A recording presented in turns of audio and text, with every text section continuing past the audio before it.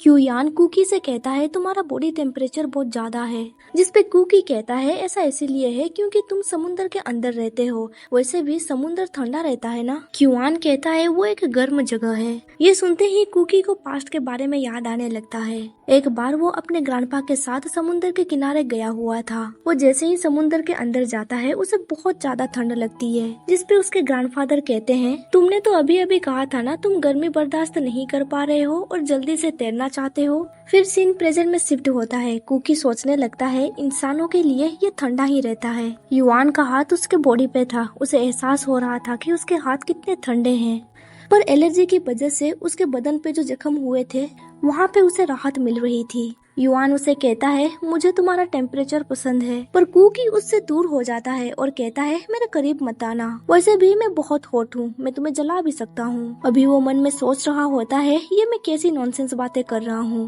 वैसे भी वो एक सी स्नेल है, उसे प्यार के बारे में भला क्या ही पता होगा। फिर उसे ग्रैंडपा की फिर से याद आ जाती है। वो अपने ग्रैंडपा का शोल्डर मसाज कर रहा होता है। उसके ग्रैंडपा कहते हैं कुकी मैं तुम्हें बहुत पसंद करता हूँ, तुम बहुत ही अच्छे बच्चे हो। ये याद करते हुए कुकी सोचने लगता है बहुत लंबे समय से मैंने उस शब्द को नहीं सुना है। इसके बाद सीन शिफ्ट होता है। हमें को how marine eco tourism building दिखाया जाता है। वहाँ पे कुकी और युआन आए हुए थे। कुकी कहता है यहाँ पे तो बहुत सारे लोग हैं, इसीलिए तो जब ओपिनियन मांगने के लिए मैंने उनसे कॉल किया था उन्होंने कॉल पिकअप नहीं किया।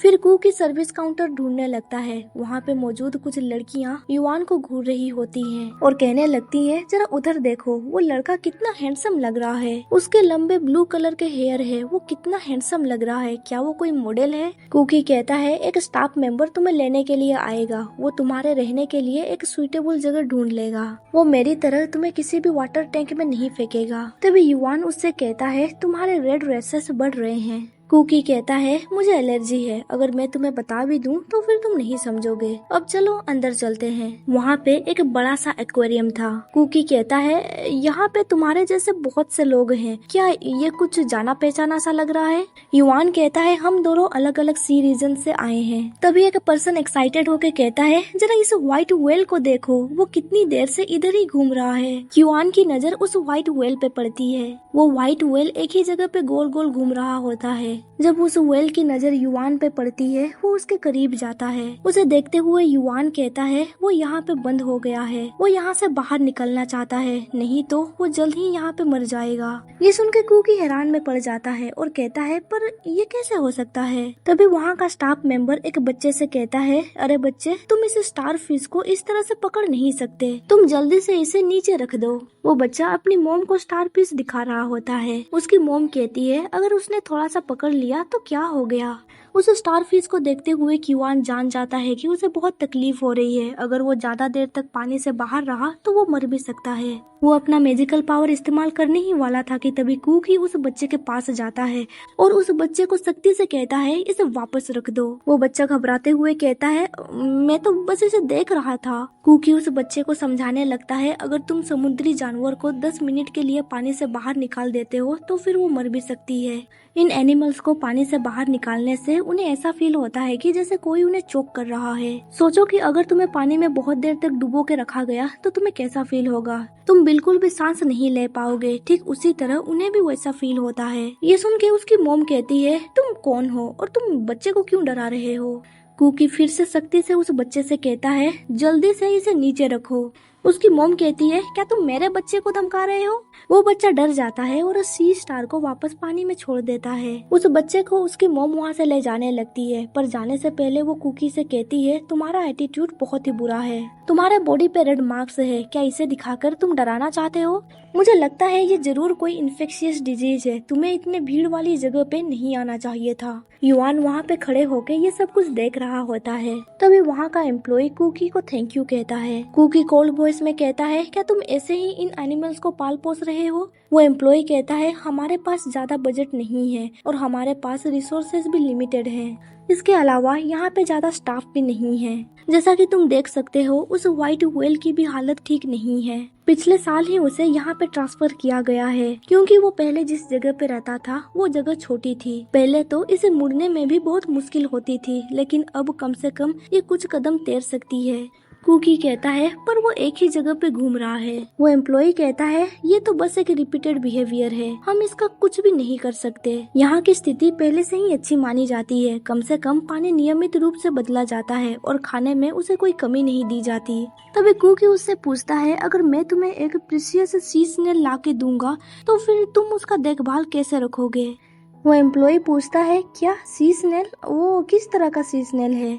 कुकी थोड़ा हकलाते हुए कहता है वो एक कम्युनल स्नेल है। ये सुनते ही वो एम्प्लॉय बहुत ही ज्यादा एक्साइटेड हो जाता है और कहता है क्या, पर तुम्हें वो कहाँ पे मिला। तभी युवान उस एम्प्लॉय का हाथ कुकी के कंधे से हटाता है और कोल्ड वॉइस में कहता है उसे टच मत करो। वो एम्प्लॉय इसके लिए माफी मांगने लगता है। कंट्री में 1960 के दशक से लेकर आज तक उस स्नेल की कोई भी जीवित प्रजाति नहीं मिली है, इसीलिए मैं खुद पर काबू नहीं रख पाया, इसके लिए मैं तुमसे माफी मांगता हूँ। कुकी पूछता है क्या गांव में भी ऐसे स्नेल्स नहीं मिलते हैं। अभी वो सोच रहा होता है बहुत समय पहले की बात है जब मेरे ग्रैंडफादर इनलैंड क्राफ्ट बनाया करते थे, तब वो अब्रोड में तैयार सी वर्म्स को खरीदते थे।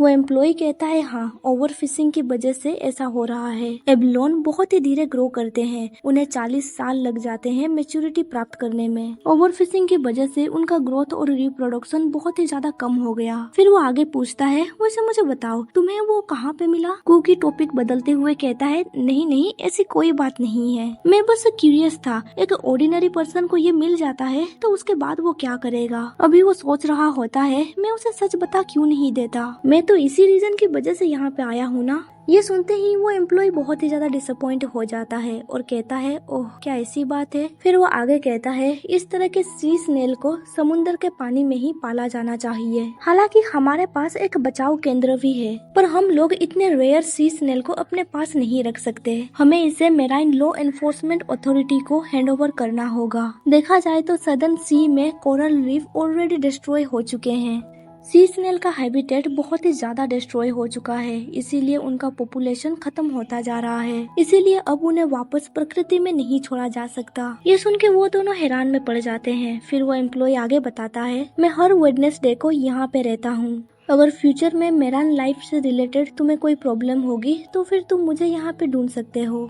उसके आईडी कार्ड से पता चलता है कि उसका पूरा नाम है बुई तुंग लाम। उससे बातचीत करने के बाद कुकी और युवान वहाँ से बाहर आ जाते हैं। कुकी कहता है वो व्हाइट व्हेल उस टैंक के अंदर बंद होकर नहीं रहना चाहता है, वो स्टारफिश नहीं चाहते हैं कि कोई उन्हें टैंक से बाहर निकाले। क्या तुम इस तरह के आर्टिफिशियल इकोसिस्टम में बंद होना चाहते हो। युवान कोई भी जवाब नहीं देता है। कुकी कहता है अब चलो चलते हैं। कुछ देर के बाद हमें दिखाया जाता है वो दोनों समुद्र के किनारे खड़े थे। कुकी उससे पूछता है तुम कहाँ से आए हो। क्या ऐसा नहीं कहा जा सकता कि ये समुद्र से आते हैं। उस म्यूजियम में मौजूद जानवर एक दूसरे से कितने अलग हैं। युवान कहता है वहाँ का पानी बहुत नीला और बहुत गर्म है, मेरे ऊपर हमेशा पंछी मंडराते रहते हैं। कुकी पूछता है तुम वहाँ पे कब तक थे, जिस पे युवान जवाब देता है बहुत लंबा समय, इतना लंबा समय कि मुझे ठीक से याद भी नहीं है। फिर उसे थोड़ा थोड़ा याद आने लगता है कि एक लड़के ने वापस उसे समुद्र में फेंक दिया था क्योंकि वो अभी बहुत छोटा था। वो कहता है वापस बड़े होकर आना। कुकी पूछता है आगे क्या हुआ। युवान कहता है फिर एक दिन समुद्र की सतह से बहुत तेज हवा आ रही थी, समुद्र का पानी अशांत हो गया था, आसपास की सारे रेत उड़ गई थी। फिर बहुत लंबे समय तक अंधेरा छाया रहा,